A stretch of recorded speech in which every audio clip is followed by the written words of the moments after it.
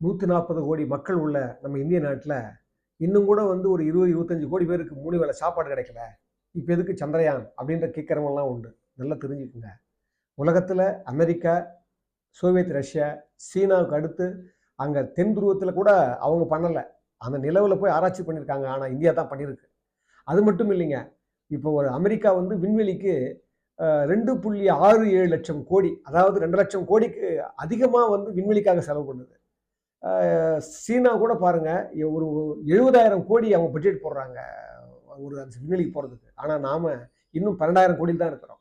இன்னொன்று சொன்னால் ஏற்கனவே சொல்லியிருப்பேன் நான் நினைக்கிறேன். சோவியத் ரஷ்யா வந்து 1,600 கோடி தான் லூனா 25 பண்ணாங்க. ஆனால் நாம 615 கோடி தான் இப்போ இந்த சந்திரயான் நம்ம 3 அனுப்புறது. அப்போ என்னன்னா, விண்வெளியில் ஆராய்ச்சி பண்ணுறது மட்டும் எதுக்கு பண்ணுறோம்னா, அங்கே கூட மக்கள் வாழ்வுக்கும் மக்கள் நாகரிகத்துக்கும் மக்களுடைய வாழ்வு முறைக்கும் எந்த அளவுக்கு